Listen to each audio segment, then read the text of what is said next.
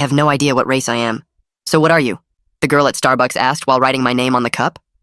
Human, I said, because this happened literally every day. No, but like, what are you? She pressed. Indian? Latino? Middle Eastern? You look kinda everything. I honestly don't know, I said. She laughed like I was joking, but I wasn't. I was 17 years old and had no idea what race I was because my parents refused to tell me. At dinner that night, I tried again. Mom, what ethnicity are we? We're American, she said, passing the salad. But before that, I said.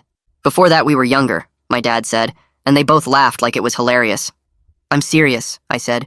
People ask me all the time and I have nothing to tell them. Tell them you're from Earth, my mom said. Third planet from the sun. So I tried asking my grandmother on the phone. Grandma, what's our heritage? Oh, sweetie, we're from Ohio, she said. No, I mean like ancestry, I said. My ancestors are from Ohio too, she said. What about before Ohio? I asked. Before Ohio, there was nothing, she said, and hung up. I went through every family photo album looking for clues. Maybe traditional clothing or cultural celebrations or food that might give me hints. But every single photo was aggressively neutral. Backyard barbecues with hamburgers, Christmas with a generic tree. Nothing ethnic anywhere. I tried to trick my mom while she was distracted doing taxes. Hey mom, what should I put for race on this college application? What are the options? She asked without looking up. White, black, Asian, Hispanic, Native American, Pacific Islander, I said. Put yes, she said. That's not an option, I said. Then put no, she said. I Googled our last name trying to find its origin. The internet said it was either French, Vietnamese, Nigerian, or possibly made up entirely.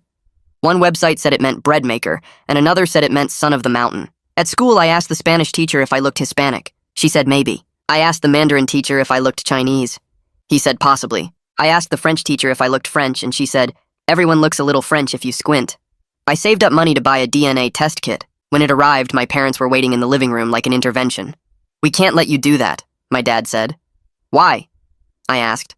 The companies sell your data, my mom said. I don't care about my data, I said. You will when you're older, my dad said, taking the kit. Trust us.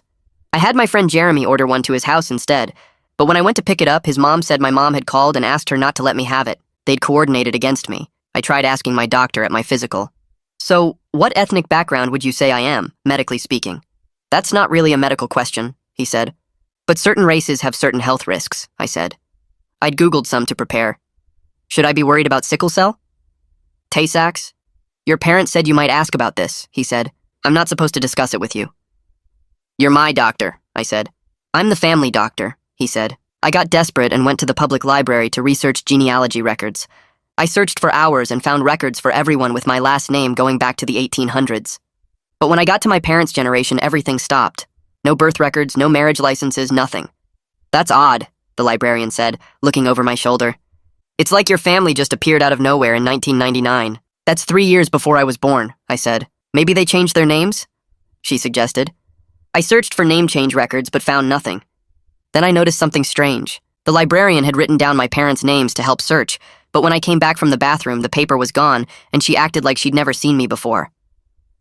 I was just here, I said. You were helping me with genealogy. I don't know what you're talking about, she said. The library is closing.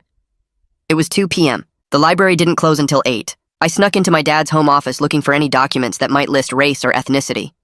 I found my birth certificate, but where it should have listed my parents' race, someone had put whiteout, actual whiteout on an official document. When I held it up to the light, I could see something underneath but couldn't make it out.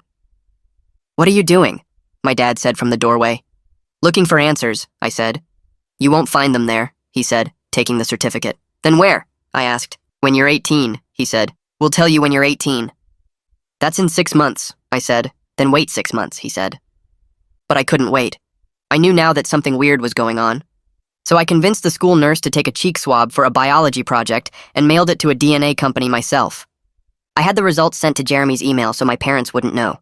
6 weeks later, Jeremy called me. The results are in. I went to his house and we sat at his computer. My parents thought I was at soccer practice. They had no idea I was about to find out what they'd been hiding my entire life. Ready? Jeremy asked with his finger on the mouse. Click it, I said. The results loaded and Jeremy's face went completely white. I looked at the screen and couldn't understand what I was seeing. The screen showed 43 people listed as half-sibling matches. Below that was an ethnicity breakdown that looked like someone had mixed together every possible ancestry test result. West African 18%, Eastern European 22%, South Asian 15%, Indigenous American 12%, Middle Eastern 20%, and a bunch of smaller percentages that added up to me being basically everything at once. My hands started shaking so bad I had to put the laptop down on Jeremy's desk before I dropped it. This explained why nobody could ever figure out what I looked like, but now I had about 1,000 new questions and 0 answers. Jeremy leaned over my shoulder and made a low whistling sound when he saw the list of matches. He pointed at the number 43 with his finger and said that couldn't be normal, that people don't usually have that many half-siblings. I grabbed my phone and started taking screenshots of everything before the page could disappear, or my parents could somehow find out and make it vanish like they did with everything else. I saved the ethnicity breakdown, the list of matches, the donor number that was apparently mine, all of it. Jeremy watched me screenshot for a solid 5 minutes without saying anything. I spent the rest of the afternoon on Jeremy's bed scrolling through the profiles of my half-siblings on his laptop. Most of them were between 15 and 25 years old, and they were scattered across 12 different states: California, Texas, Michigan, Florida, New York, Ohio, Pennsylvania, Georgia, Illinois, Washington, Colorado, Arizona. Some had posted in a message board asking if anyone else had the same donor number, which I now knew was mine too. Donor 4,472. That was apparently what I was called before I became a person with a name. Several people had written things like, "Anyone else match with 4472?" and "Looking for 4,472 siblings," and "4,472 group chat link here." I clicked through to the group chat, but you needed an account to see it, so I made one using a fake email. That night at dinner, I could barely eat because I kept thinking about the results hidden in Jeremy's email account. My mom passed me the chicken and asked if I was feeling okay. I said I was fine, just stressed about college applications. Dad asked if I needed help with my essay, and I shook my head. Mom reached across the table and squeezed my hand, which she does when she thinks I'm upset about something. I had to resist the urge to pull away because all I could think about was how she'd been lying to me for 17 years. I went to bed early and told them I had a headache. I lay awake until 2 in the morning reading through the message boards where my half-siblings had been connecting for years. They shared photos in some of the threads, and I could see pieces of myself scattered across different faces. Someone in California had my nose exactly. Someone in Texas had my eye shape and the same way their eyebrows curved. Someone in Michigan had my chin and jawline. It was like looking at a puzzle of myself broken up and spread across the country in strangers' faces. Some of them looked more like one ethnicity than others, but we all had these similar features that showed up in different combinations.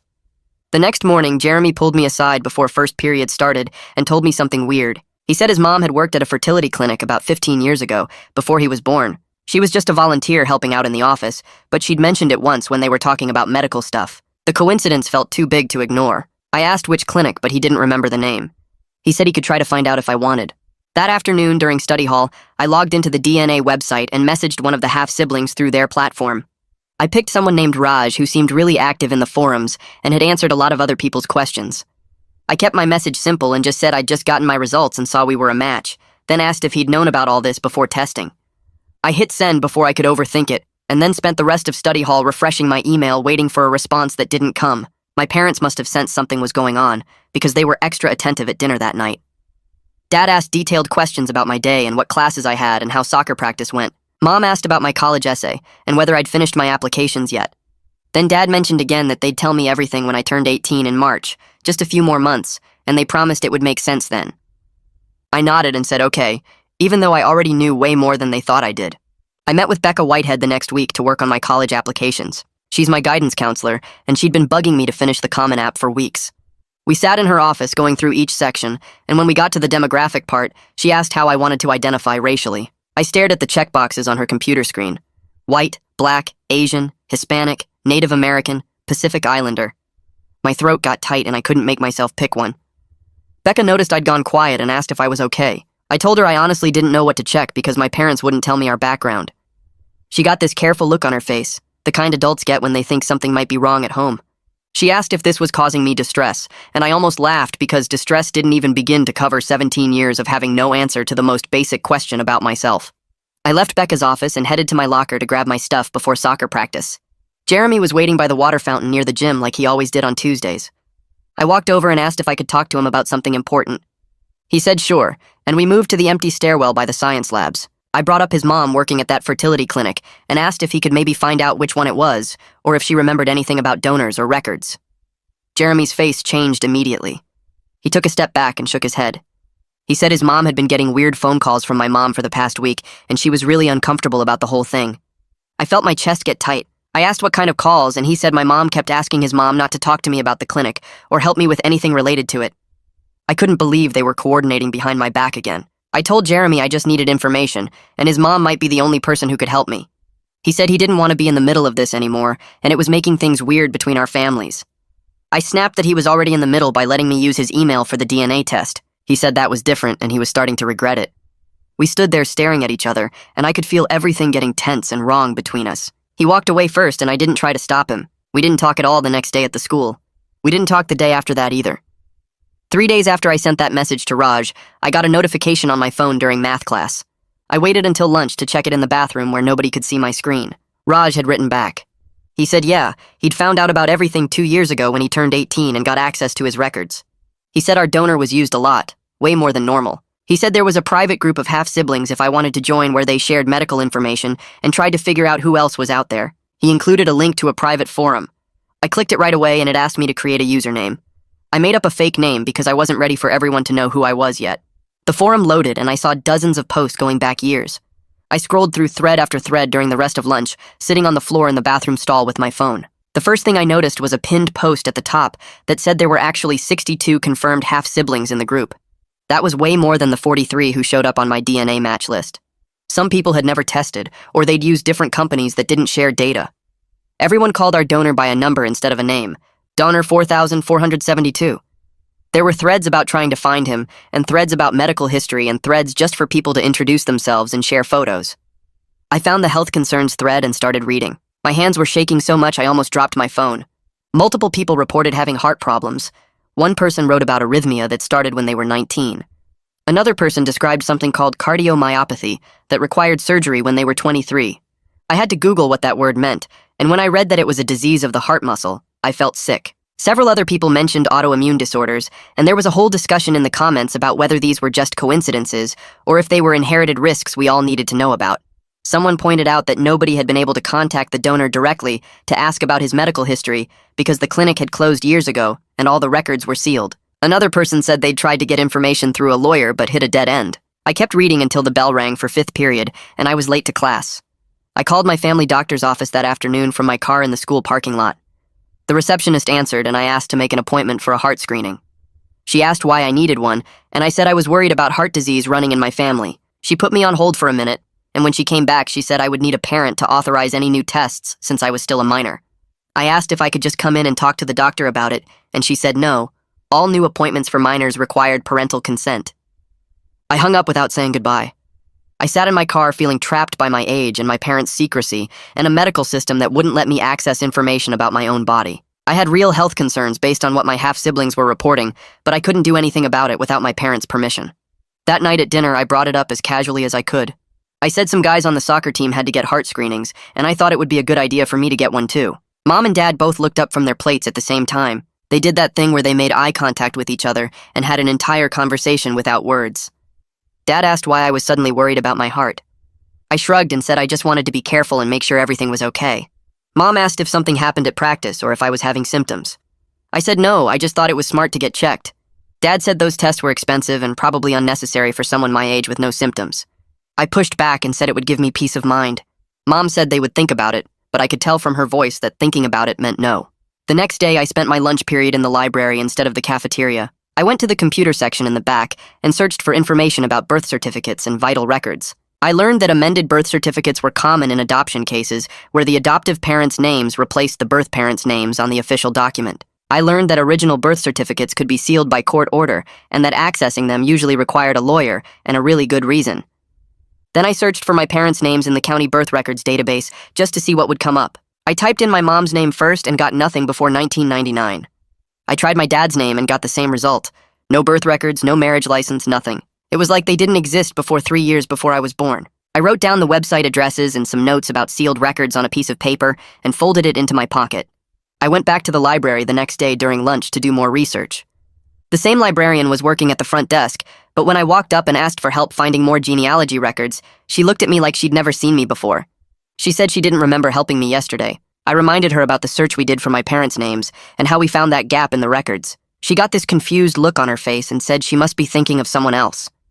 I pulled out my notes from yesterday and showed her the website addresses she'd helped me find. She looked at the paper and then back at me and her face got red.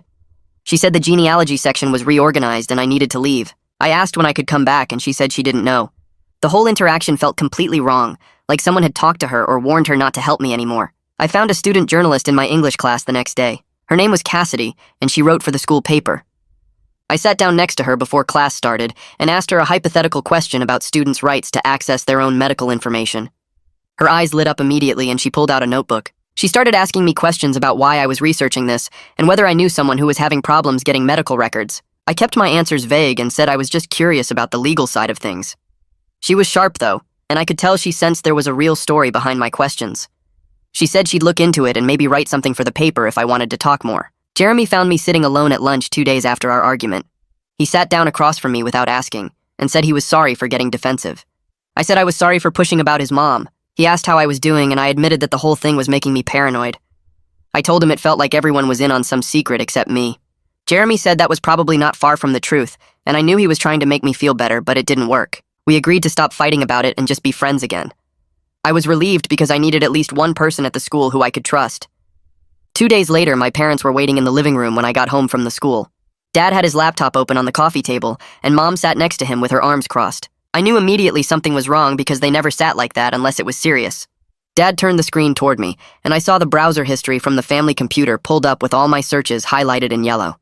Birth certificates, sealed records, name changes, fertility clinics. I'd been so careful to use Jeremy's computer for the DNA stuff, but I'd gotten sloppy with the other research. Mom's face looked red like she'd been crying, and Dad kept clenching his jaw the way he did when he was trying not to yell. They made me sit down on the chair across from them, and Dad started talking about privacy and boundaries and how I needed to respect their reasons for waiting until I turned 18. Mom kept saying some things are complicated, and they weren't trying to hurt me. I could see she was genuinely upset, not just angry, and that made it harder to stay mad.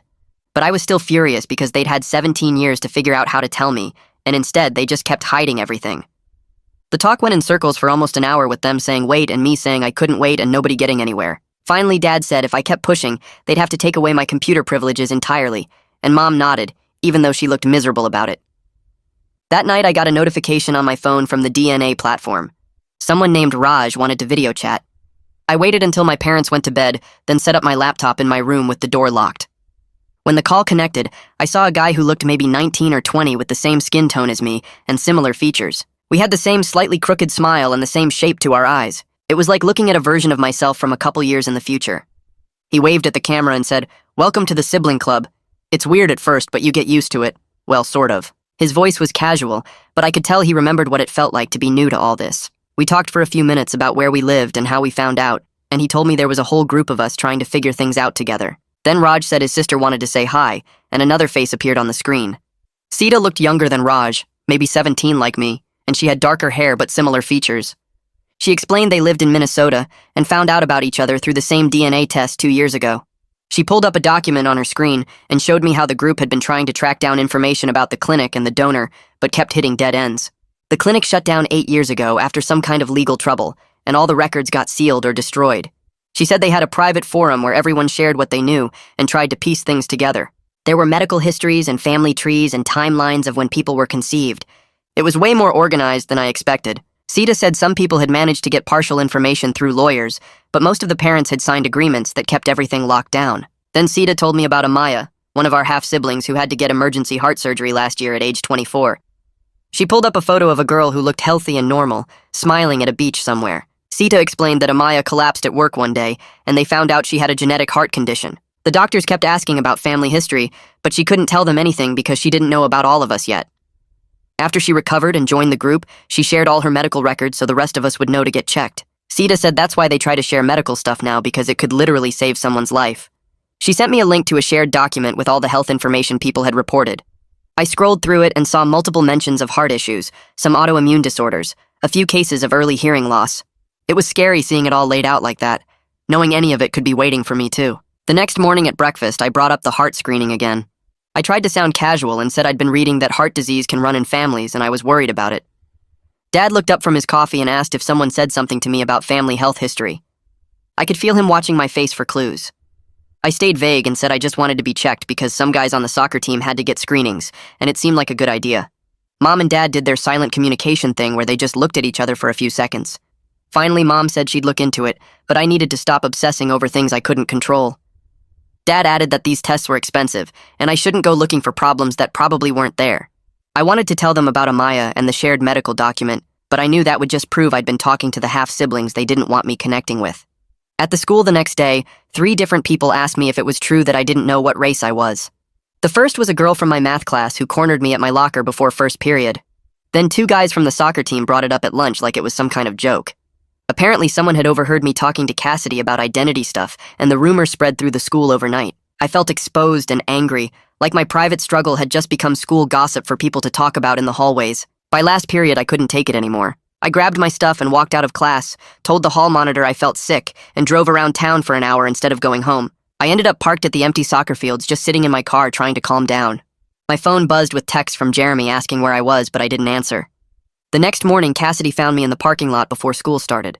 She walked up looking guilty and said she needed to apologize. She explained she'd mentioned my questions to another reporter on the school paper without using my name, but people figured it out anyway. I could tell she felt bad about it, but that didn't make me less mad. Then she said she wanted to make it up to me by helping research sealed records and minor rights. She'd already started looking into it and had some information about legal processes. I was too tired to stay mad at her, and honestly, I needed whatever help I could get. We agreed to meet in the library during lunch to go over what she'd found. That weekend, my parents got a phone call from the school counselor about my distress regarding family identity issues.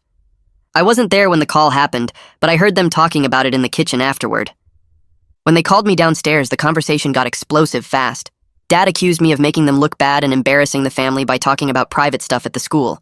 Mom started crying and saying they'd tried so hard to give me a normal life. I yelled back that normal includes knowing basic facts about yourself and not having to lie when people ask simple questions. Dad said I was being dramatic and ungrateful. I said they were being secretive and controlling. Mom said I didn't understand how hard this was for them. I said they didn't understand how hard it was for me to live 17 years not knowing who I was. We went back and forth until I was shouting and Mom was sobbing and Dad told me to go to my room. I locked myself in and pulled out the hidden phone to message the half-sibling group. I typed out everything that had happened with my parents and the school counselor and feeling like I was losing my mind. Within an hour, I had responses from a dozen people sharing their own stories. Rory from Michigan said he didn't speak to his parents for a year after finding out they'd lied to him his whole life. Dinesh from 2 towns over said his parents still won't acknowledge the truth, even though he's shown them the DNA results. Someone named Maya said her mom finally admitted everything, but only after Maya threatened to cut off contact completely. Reading through all the messages made me feel less alone, but also more angry that this was such a common experience. All these parents making the same choice to hide the truth, and all these kids dealing with the same confusion and anger. On Monday, Cassidy found me after school and said she'd connected with someone who might be able to help, a legal aid attorney named Heather Marshall, who sometimes helped students with family law questions. Cassidy had already reached out, and Heather agreed to meet with me. We set it up for Wednesday afternoon at a coffee shop downtown. I told my parents I had a study group and drove there after school. Heather was already sitting at a corner table with a notepad and a coffee when I arrived. She looked maybe 35 with glasses and a kind face, and I sat down and started explaining everything from the beginning. The DNA test, the 43 half-siblings, my parents' refusal to provide information, the sealed records, the browser history confrontation, all of it. She listened carefully and took notes without interrupting. When I finished, she asked a few questions about the timeline and whether I had copies of any documents. I showed her screenshots on my phone of the DNA results and some of the half-sibling forum posts. She studied them for a minute, then looked up and said we needed to talk about what my options actually were as a minor. Heather pulled out a folder with papers and started going through what I could and couldn't do legally. She explained that minors have almost no rights when it comes to sealed records or medical decisions without parents saying yes. The system protects kids, but sometimes that protection becomes a wall, she said. I could try to ask a court for my original birth certificate, but I'd need a lawyer and my parents would find out right away. The whole process could take months or even years and might not work.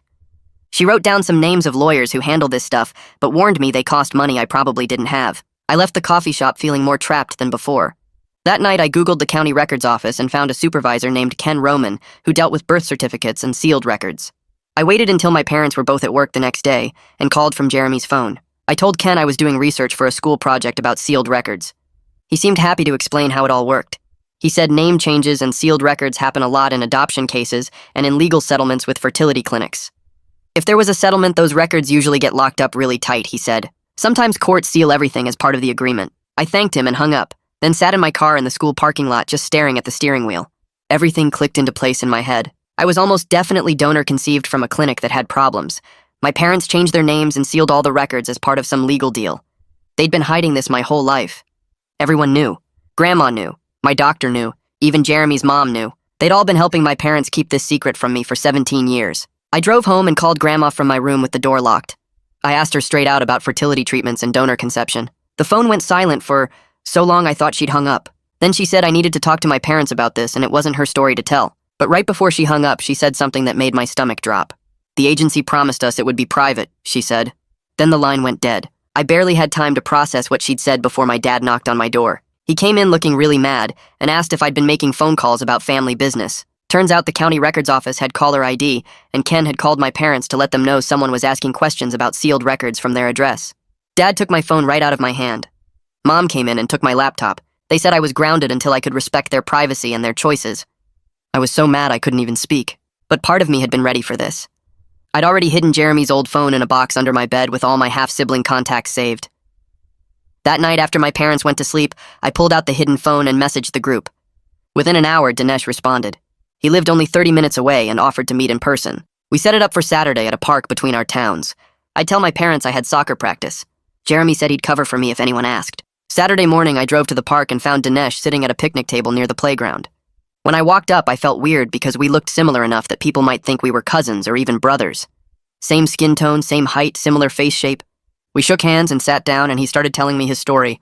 He found out at 16 when his parents finally told him after he kept pushing. His parents had also changed their names. He'd been fighting for information for 2 years now. It gets a little easier, he said, but the anger doesn't really go away. We spent 2 hours comparing everything we knew. Then Dinesh suggested we try to find the actual fertility clinic together. We went back to his house and used old phone books and internet archives to track down the address. It took forever, but we finally found it. We drove there together and my heart was racing the whole way. But when we pulled up to the address, it was a dentist office. We went inside and asked the receptionist about the fertility clinic. She got the property manager on the phone for us. He said the clinic closed in 2015 after some legal problems. All the records got sealed or destroyed. Another dead end. I drove home feeling defeated. Then on Monday, Cassidy found me before first period. She'd written an article for the school paper about students' rights to their own medical information and family history. She didn't use my name, but she included quotes from our interview about donor conception and sealed records. The article went up on the school website that morning. By lunch, my parents had seen it. They called me out of class to come home. The drive back was silent and awful. At home, they asked if I'd talk to a reporter about our private family matters. I said yes because I needed help and they weren't giving me any. Mom started crying. Dad said I'd embarrassed them and broken their trust. I said they'd lied to me for 17 years, so maybe we were even. Nobody won that fight. The next day at the school, my soccer coach pulled me aside and said I was benched for creating problems. He didn't say it was because of the article, but I knew. In the hallways, some teachers gave me these sad, sympathetic looks that made me want to disappear. But then something unexpected happened. 3 different students came up to me between classes. One girl said she was adopted and never knew other people dealt with the same kind of secrecy. A guy from my English class said he was donor conceived too, and his parents also wouldn't tell him anything. Another kid said their family had sealed records from a custody case, and they understood how it felt to have your own history kept from you. By the end of the day, I felt totally exposed, like everyone at the school knew my business. But I also felt less alone than I had in months. Maybe going public wasn't the worst thing after all. 2 days later, I got a private message through the half-sibling forum from an account I didn't recognize. The username was just a string of numbers and the profile was blank. The message said she was a nurse at the clinic and saw the article. She could tell me some things off the record, but couldn't be named because she signed an NDA. At the bottom was a phone number with no area code prefix. I stared at my phone for 10 minutes before I saved the number and texted back asking when we could meet. She replied within seconds with an address for a diner in the next town over and a time for that Saturday. I told my parents I needed to study at the library for a big test. Mom offered to drive me, but I said Jeremy was picking me up. The lie came out so smooth it scared me a little. Saturday morning, I drove 40 minutes to the diner and parked in the back lot where my car wouldn't be visible from the road. Inside, the diner smelled like coffee and bacon grease. A woman sitting alone in a corner booth raised her hand slightly when I walked in. She looked tired in a way that went deeper than just needing sleep. Her name was Jessie, and she was probably in her 50s with gray streaks in her brown hair. I slid into the booth across from her, and she pushed a menu toward me even though neither of us ordered anything except coffee. She got straight to the point once the waitress left. The clinic used donor 4472 way more than recommended, over 100 times in a small geographic area. She said the doctor wanted to maximize profits and didn't care about the guidelines that said donors shouldn't be used more than 25 times. When families started figuring it out and kids started meeting each other accidentally at the school or sports, there were lawsuits. That's why everything got sealed. She stirred sugar into her coffee and wouldn't look directly at me while she talked. I asked her how many of us there really were, and she said she didn't know the exact number, but it was over 100 confirmed. Some families never found out and some kids never tested. The donor was screened for basic genetic issues, but not thoroughly. When health problems started showing up in the offspring, the clinic didn't follow up. They just paid families to go away quietly. She said there were settlements with probably 20 families and all of them had confidentiality clauses. Your parents probably got money to cover future medical costs and agreed never to pursue the donor's identity or sue again. I asked if she knew the donor's name and she shook her head. The clinic used numbers only, and she was just a nurse who handled paperwork and scheduling. She never met any of the donors face to face. Before she left, she said she was sorry for what happened to all of us kids. Then she put $20 on the table for the coffee we didn't drink and walked out. I sat there for another 15 minutes trying to process everything. Then I drove straight to Heather's office, even though it was Saturday, and I didn't have an appointment. She was there doing paperwork and let me in when I knocked. I told her everything Jesse said about the settlements and the NDAs and the donor being used over 100 times. Heather listened and took notes on a yellow legal pad. She explained that the settlement and NDA my parents signed probably prevents them from telling me anything until I'm 18 and legally separate from their agreement. They might actually be legally prohibited from disclosure right now. Once you're an adult, the restrictions on you personally should lift, but it's complicated. She said the clinic's bankruptcy and closure made everything harder because there's no entity left to petition for records. I asked what I could do, and she suggested family therapy as a way to work through this without legal action that could take years. Your parents are probably scared and dealing with their own trauma about infertility and the clinic's negligence. That doesn't excuse keeping you in the dark, but it might explain it. She wrote down a name and number on a sticky note. Niall Peterson was a therapist who specialized in family communication and difficult conversations. Heather said he'd worked with other donor-conceived people and their parents before. I took the sticky note and thanked her and left. That week, I went to soccer practice even though I was still benched. We were doing sprint drills when I felt a sharp pain in my chest that made me stop mid-run. The coach yelled at me to keep moving and said I was faking to get out of running laps, but the pain got worse and spread across my chest like someone was squeezing my ribs. I sat down on the grass and tried to breathe normally. The coach came over and asked if I was seriously hurt or just being dramatic. I said I didn't know, but something felt wrong. He let me sit out the rest of practice, but I could tell he didn't believe me. Afterward, I sat in my car for 20 minutes debating whether to go home or go to urgent care. The pain had faded to a dull ache, but I kept thinking about Amaya and her heart surgery. I drove to the urgent care clinic near the mall. The waiting room was empty except for a kid with a cough and his mom. I filled out paperwork, and when they called me back, the doctor was young and seemed rushed. He did an EKG by sticking a bunch of electrodes on my chest. The machine beeped and printed out a long strip of paper with squiggly lines. He looked at it and said it looked normal, but recommended follow-up with a cardiologist given my family history of heart issues. I tried to explain that I didn't have access to my family history, and he looked confused. He said I should bring a parent to the follow-up appointment. I left with paperwork and instructions I couldn't fully follow without my parents' help. The paper said to schedule a cardiology consultation within 2 weeks and to avoid strenuous exercise until then. I drove home and left the urgent care paperwork on the kitchen table where my parents would see it. Then I went upstairs and lay on my bed staring at the ceiling. When they got home from wherever they'd been, Mom found the paperwork first. I heard her call Dad over and they talked in low voices for a few minutes. Then Mom called me downstairs. I came down and stood in the doorway of the kitchen. She asked what happened and I explained about the chest pain at practice and driving myself to urgent care. Dad picked up the paperwork and read through it carefully. He looked genuinely scared for the first time in this whole thing. Not angry or defensive, just scared. They asked why I didn't call them and I said I didn't want to worry them over nothing. Mom said chest pain is never nothing, especially at my age. They agreed to make an appointment with a cardiologist. Dad called first thing Monday morning and got an appointment for 2 weeks out. The wait was terrible. I spent those 2 weeks monitoring every heartbeat and chest sensation. Anytime I felt the slightest twinge, I'd stop what I was doing and focus on my breathing. I researched cardiomyopathy online and read through Amaya's posts about her surgery in the half-sibling forum. She'd had to have part of her heart muscle removed because it was too thick and blocking blood flow. The surgery was successful, but she'd be on medication for the rest of her life. Other people in the group reassured me that most of them were fine, and I was probably okay too. But the uncertainty was exhausting. I could barely focus in class because I kept thinking about my heart. At night, I'd lie awake feeling my pulse and wondering if it was beating too fast or too slow or irregular. Finally, the appointment day arrived. The cardiologist's office was in a medical building downtown. Drew Landry was younger than I expected, maybe in his 30s with dark hair and glasses. He actually listened when I explained the situation about being donor-conceived and having half-siblings with heart problems. He didn't seem judgmental or confused like the urgent care doctor. He did an echocardiogram, which was basically an ultrasound of my heart. I lay on an exam table while he moved a wand around on my chest and looked at a screen showing my heart beating in real time. It was weird seeing the inside of my own body like that. Then he had me do a stress test on a treadmill with electrodes stuck all over my chest. The treadmill started slow and got faster and steeper every few minutes until I was running hard and breathing heavy. When it was over, he printed out more strips of paper and studied them for a long time. Everything came back normal. My heart structure looked good, and there were no signs of the thickening that Amaya had. But he said, given the family history I described, I should be monitored annually. Heart conditions can develop over time, especially in your 20s. You did the right thing getting checked.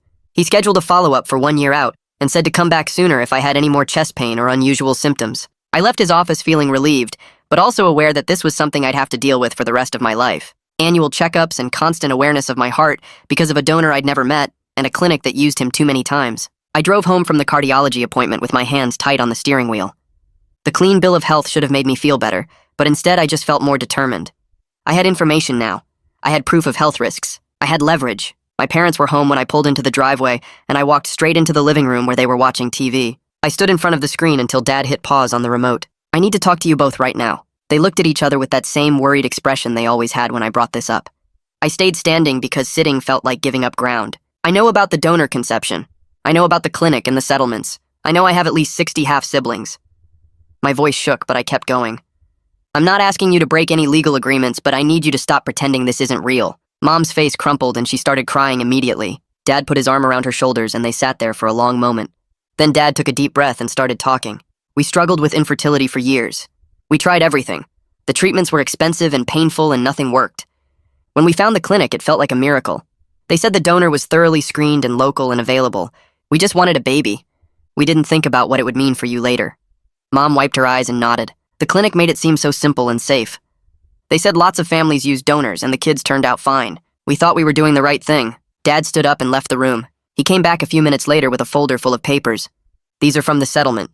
Most of it is redacted, but you can see enough. He spread the documents on the coffee table, and I sat down to look at them. Pages and pages with thick black bars covering names and details.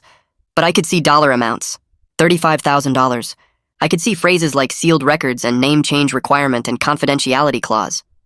The clinic paid us after everything came out about the donor being used too much. They made us change our last name and seal all the records related to your conception. Dad's voice was quiet. We thought we were protecting you from harassment, protecting ourselves from judgment. We didn't know how to tell you later without it seeming like we'd been lying your whole life, which we had been. I looked at the documents and felt something shift inside me. Not forgiveness exactly, but understanding maybe. I need access to my medical information. I need the right to know my half-siblings. I'm not trying to replace you or say you're not my real parents, but these people share my DNA and my health risks. I need to be able to make informed decisions about my own body. Mom reached across the table and put her hand over mine. We'll work with you on this. I promise. We should have done this sooner. I took another breath. I want you to meet one of them. One of my half-siblings. With me, so you can see they're real people and not some threat. My parents looked at each other again. Dad nodded slowly. Okay, we can do that. It took another week to arrange everything. I messaged Dinesh and asked if he and his mom would meet my parents for coffee. He said yes immediately. His mom was nervous but willing. I spent the whole week worried my parents would back out. They kept asking questions about Dinesh and his family. What's he like? How old is he? Does he look like you? I answered everything honestly.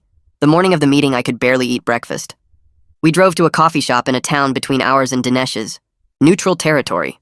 My parents were quiet in the car.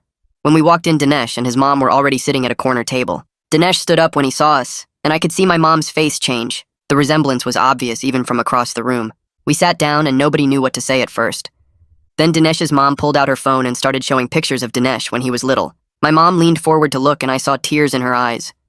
You looked exactly like that. Exactly. The same smile. Dinesh's mom nodded. When we first saw the DNA results, I thought there was a mistake. But then I found the old clinic paperwork and it all made sense. The two moms started talking about the clinic and the secrecy and the fear of judgment. Dinesh and I sat quietly and let them work through it. By the end of the hour, my parents seemed less defensive, less scared. Dad shook Dinesh's hand before we left and said thank you for meeting us. On Monday, Cassidy found me at my locker before first period. She looked nervous. I wanted to apologize again for how the article affected you. I told her it actually helped. It led to someone from the clinic contacting me with information. It pushed my parents toward honesty. She relaxed a little. If I write any follow-up pieces about donor conception rights, I'll run them by you first. You can choose whether to be involved. That afternoon, I had an appointment with Becca Whitehead to finish my college applications. We sat in her office with all the forms spread out between us. When we got to the race question, she looked at me carefully. What do you want to do with this? I thought about all the boxes. White, Black, Asian, Hispanic, Native American, Pacific Islander. I don't identify with any single category. Can I just check prefer not to say? She nodded. That's a valid choice. Then she helped me brainstorm essay topics. What about writing about navigating uncertainty? About advocating for yourself when you don't have all the answers? I started writing that night, and the essay came together faster than anything I'd written before. It was about learning that some questions don't have simple answers, and that's okay. About how identity is more than checkboxes.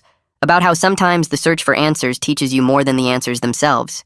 When I brought the draft to Becca the next week, she read it twice. This is the most authentic essay I've read all year. It's you. The next day, I found Jeremy in the cafeteria. I need to apologize for putting you in an awkward position with your mom, for dragging you into this whole mess. He shook his head. I understand why you were desperate. I'm glad things are getting better with your parents. You're still the same person you always were. You just know more about where you came from now. It was simple, but it helped.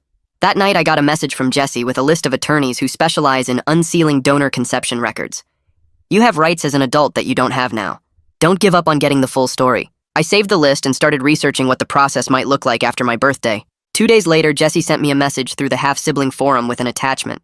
The file contained a list of 5 attorneys who specialized in unsealing donor conception records, along with brief notes about their success rates and fee structures.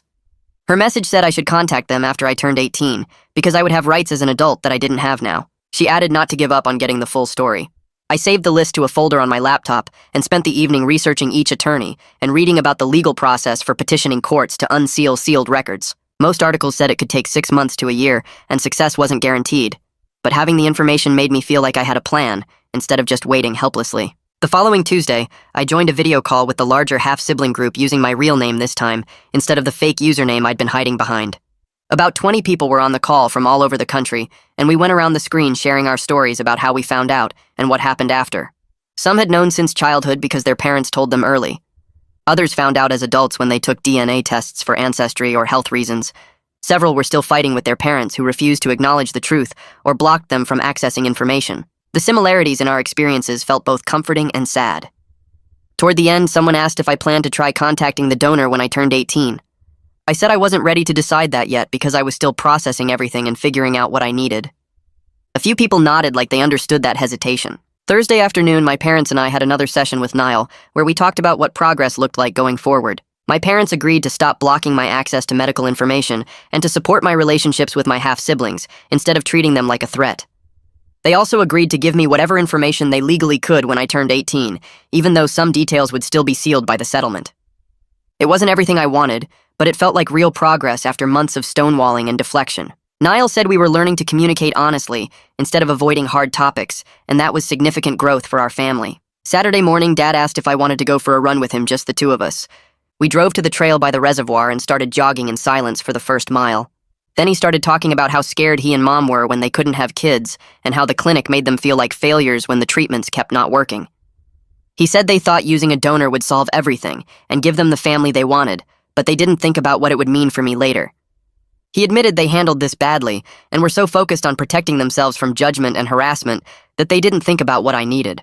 I told him I was still angry about the lies and the years of deflection, but I was trying to understand their perspective too. We ran another 2 miles without talking, and it felt like something between us had shifted slightly. The acceptance letter arrived in early December from the in-state university with a decent scholarship and a solid program. I opened it at the kitchen table and just stared at the congratulations paragraph for a minute. It felt like a small victory, even though it didn't solve the bigger questions about my identity or give me the answers I'd been searching for. I was learning that life kept moving forward even when you didn't have all the answers you wanted, and sometimes you had to make decisions with incomplete information. That afternoon, I called Drew Landry's office and scheduled my own follow-up cardiology appointment for next year, putting it in my phone calendar. Taking charge of my own health monitoring felt like a step toward adulthood and independence. His office sent me the intake paperwork, and I filled it out myself, including the family history section, where I listed the heart conditions reported by my half-siblings in as much detail as I had. I met with Heather one more time the following week to prepare for petitioning to unseal my records after my 18th birthday in March. She spread out forms and explanations across her desk and walked me through the process step by step. She explained it would take months and might not succeed because courts were often reluctant to break sealed settlements, but I had the right to try. She said advocating for myself mattered regardless of the outcome. I left her office with a folder full of forms and instructions and a clearer sense of what the next year might look like. At our next family dinner, I asked my parents direct questions about the clinic and the donor and the settlement instead of dancing around the topic. They gave me direct answers instead of jokes or deflections. They couldn't tell me everything because of the legal agreements, but they told me what they could about the timeline and the process and why they made the choices they made. It was still frustrating to hit walls where information was sealed, but the honesty felt like progress. We were learning to talk about this like it was real instead of pretending it didn't exist, or waiting for some magical future date when everything would suddenly be okay. I was filling out my final college application when I got to the demographics section one last time. I looked at the boxes for race and ethnicity and checked prefer not to disclose. I realized I was okay with that choice. I didn't have all the answers about my identity, and I might never have them completely, but I knew who I was as a person. I had a plan for getting more information when I turned 18. I had a community of half-siblings who understood what I was going through. I had parents who were finally being honest with me, even if they couldn't tell me everything. It wasn't the ending I imagined when I first saw those DNA results at Jeremy's house, but it was real, and it was mine. That's where we'll end today's story. Thanks for being here. It really makes a difference knowing these words reach someone. I hope it added a bit of warmth to your day. Subscribe if you'd like to keep sharing stories like this together.